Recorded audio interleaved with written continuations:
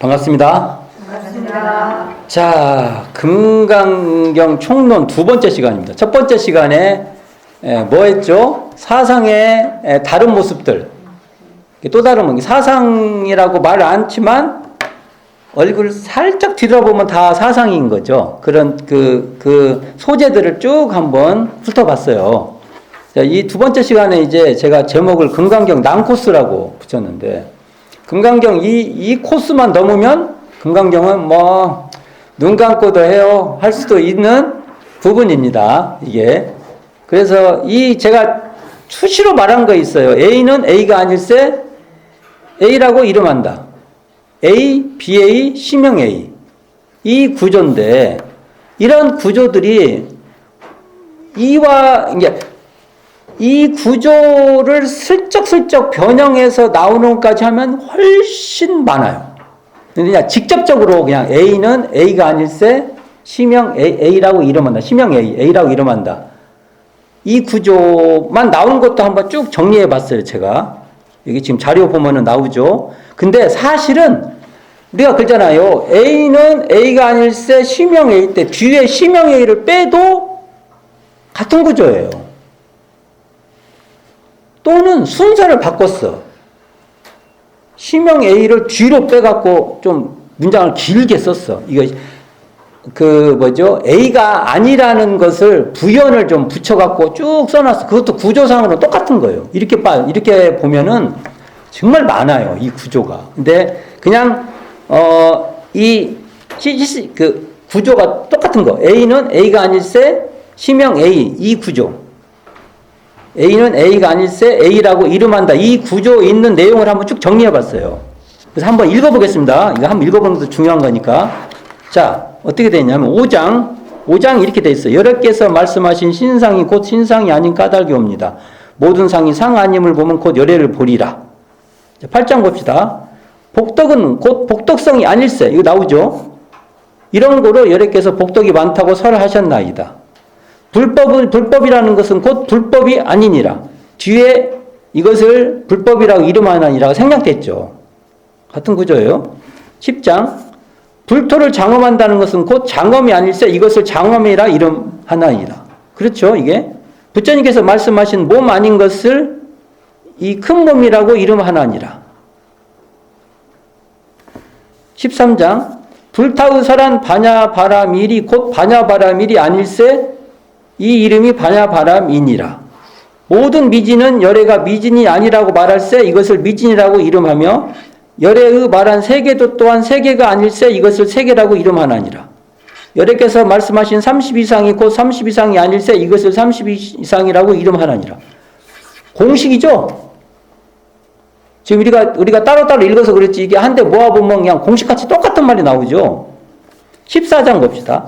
실상이라는 것은 곧 상이 아닐세 이런 거로 열애께서 이것을 실상이라고 이름하였나이다. 열애의 말한 제일바람이 아닐세 이것을 제일바람이라고 이름하나이다. 똑같죠. A는 A가 아닐세 A라고 이름한다. 저도 막 지어낼 수 있을 것 같아. 해볼까요? 방길튼은 방길튼이 아닐세 방길튼이라고 이름한다. 아빠는 아빠가 아닐세 아빠라고 한다. 하나씩 다 지어보세요. 또 봅시다. 17장 실로 법이 있어 안욕 따라 삼박삼보리를 얻음이 없을세 이런 거로 영등불께서 나에게 수기를 주시며 내가 내세에 마땅히 부처가 되어 호를 석가모리라 하리라 하셨나니라. 이것도 같은 구조예요. 이것도 일체법이라는 것은 곧 일체법이 아닐세 이런 거로 일체법이라고 이름하나니라.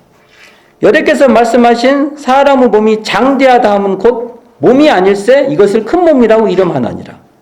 열애의 말한 불토 장엄이라는 것은 장엄이 아닐세 이것을 장엄이라고 이름하나니라. 18장입니다. 열애의 말한 모든 마음이 다 마음이 아닐세 이것을 마음이라고 이름하나니라. 다 A, BA, 시명 A 이 구조입니다. 19장 복덕이 실상이 있을진데 열애가 복덕 얻음이 많다고 말하지 아니하련만은 복덕이 없음으로써 이게 BA죠. 열애가 복덕이 많다고 말하나니라. 이것도 살짝 틀었지만 같은 말입니다. 여러께서 말씀하신 구족색신이 곧 구족색신이 아닐세 이것을 구족색신이라고 이름하나니라. 여러께서 말씀하신 모든 상이 구족하다 함이 곧 구족이 아닐세 이것을 모든 상이 구족하다 이름하나니라. 다 같은 구조예요. 21장 중생이라는 것은 여래가 중생이 아니라고 말할세 이것을 중생이라고 이름하나니라. 22장 안욕따라 삼맥성불이 내지 조그마한 법이라도 가히 어둠이 없을세 이것을 안욕따라 삼맥성불이라고 이름하니라.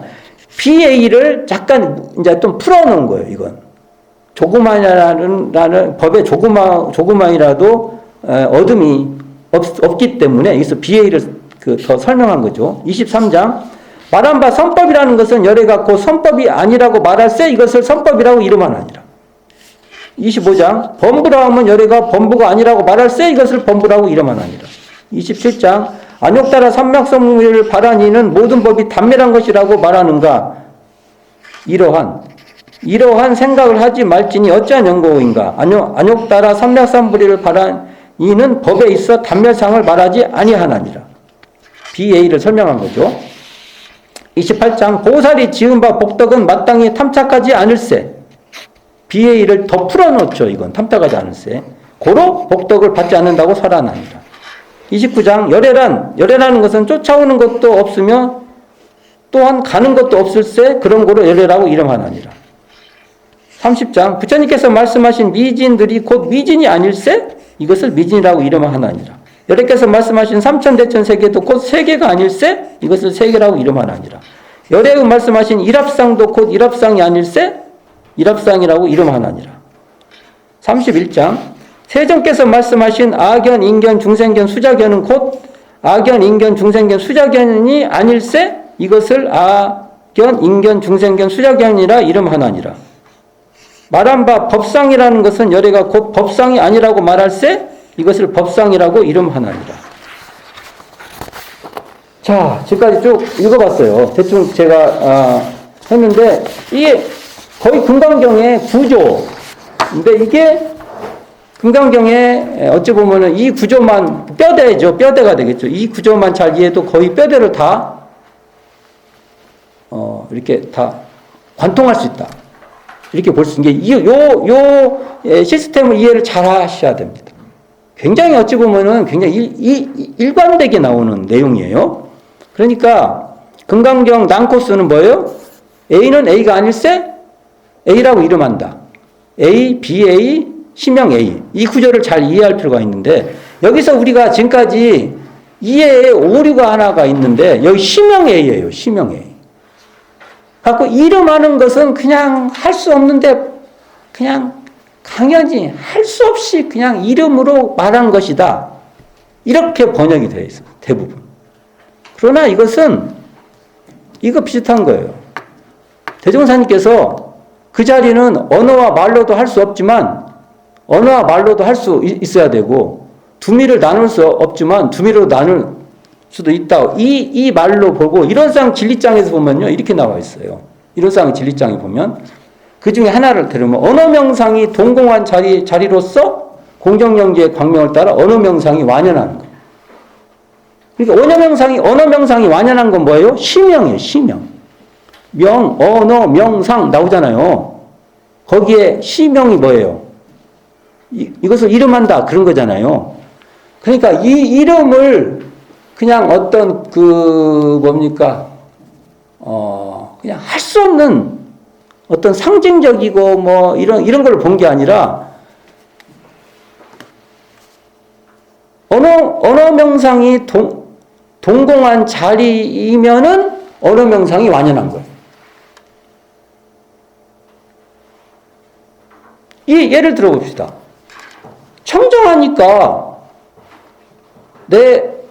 청정하니까 지금 여기에 물이 흐린지도 분명해요. 물이 그럼 흐리면은 청정하지 않죠? 않잖아요. 근데 내가 청정하니까 물이 흐린 것이 완연해요. 이 말이 되나요? 그렇듯이 B의 A니까 그것이 A라고 분명히 말할 수 있는 거예요. 이름할 수 있는 거예요. 달리 볼 수도 있어요, 이걸. 다른 식으로 누군가, 다른 사람들은. 저는 이런 쌍의 진리장 입장에서, 이런 쌍의 진리장에 대종사님께서 이렇게 말하잖아요.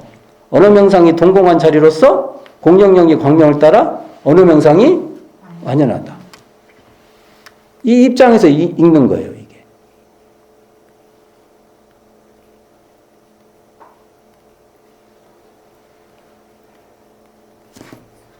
그래서 아까 지금까지 읽어왔던 내용 있죠. 이것을 이런 쌍 진리장의 이 말로 다 저는 해석하고 싶은 겁니다. 그래서 이것을 누가 뭐라고 하면은 저는 이렇게 볼 거예요. 대종사님의 대각의 안목으로 금강경을 읽으면 이렇습니다. 이렇게 말하고 싶은 거예요. 그러니까 우리가 읽는 금강경은, 불조요경본 금강경은 소태산의 대각의 안목으로 읽어보는 금강경인 겁니다.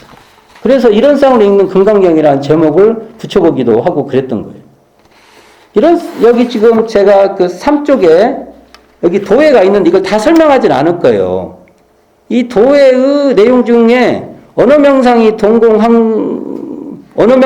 동공한 자리와 언어 명상이 완연한 자리만 가지고도 설명을 할 수 있는 거고, 다른 것도 다 설명할 수 있어요. 근데 이 시간에 좀 그렇게 안 나갈 겁니다.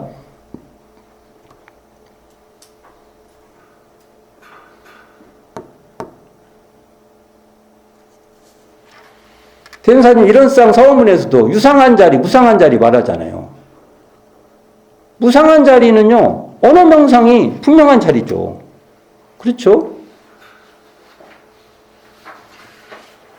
근데 유상한 자리를 언어 명상이 동공한 자리라고 한다고 하면, 언어 명상이 동공한 유상한 자리가 따로 있고 언어 명상이 완연한 무상한 자리가 따로 있는 게 아니에요.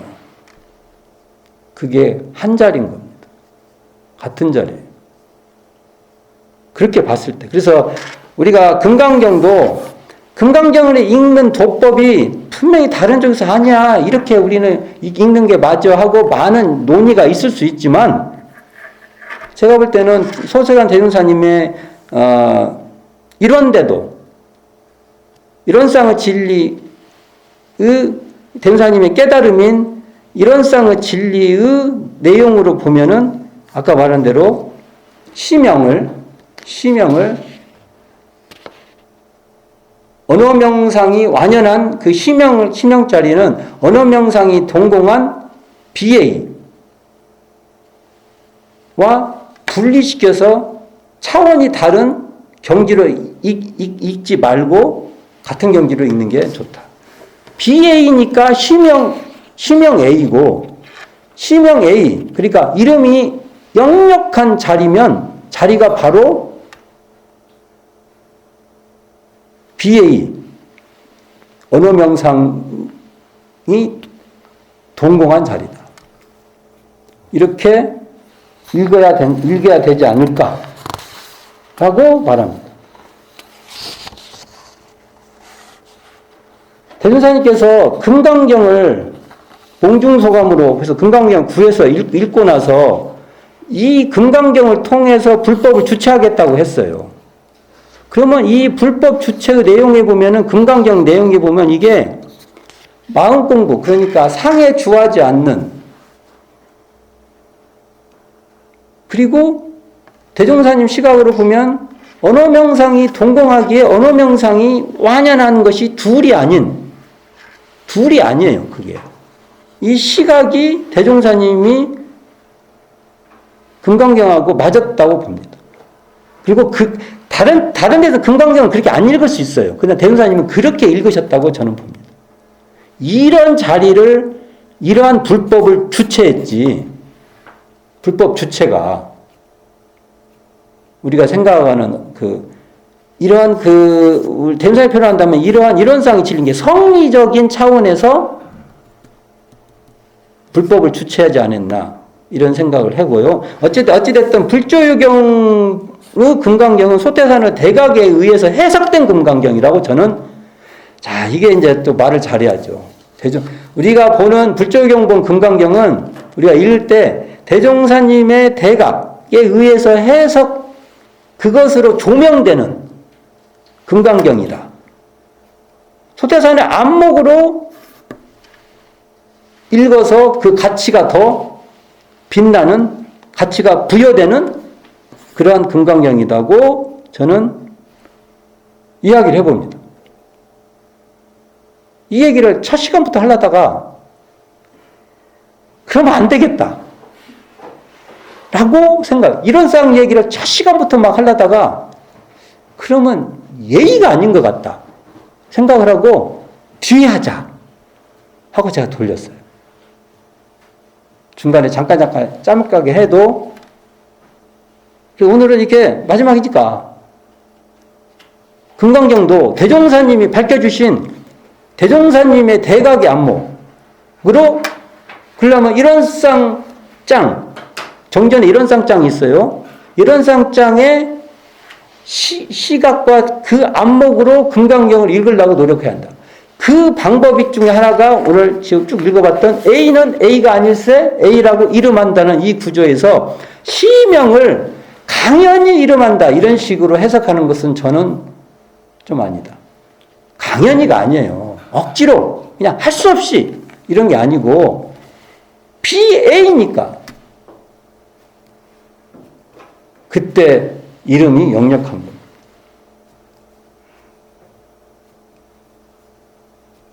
그것은 BA, A가 아니라는 것과 이것을 A라고 한다, A라고 이름한다는 것은 둘이 아닌 자리인 겁니다.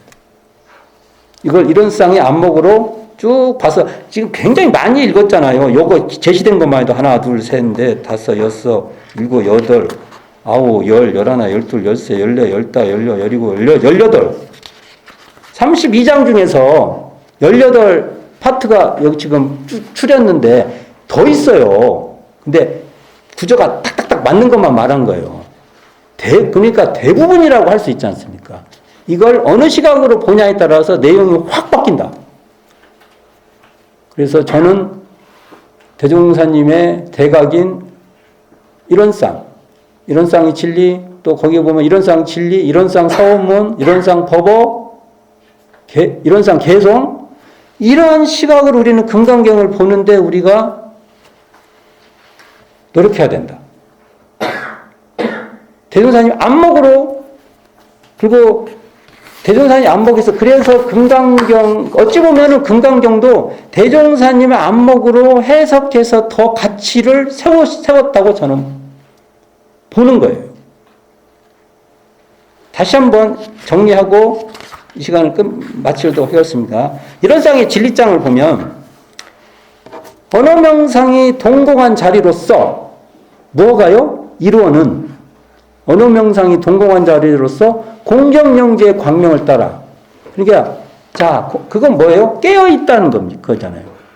깨어있는 자리는 한편으로 보면 언어명상이 동공한 자리인데, 언어명상이 동공한 자리이기 때문에 한편으로 보면 언어명상이 완연해서 심지어 자기의 3계, 시방 3계, 우리들의 온갖 마음이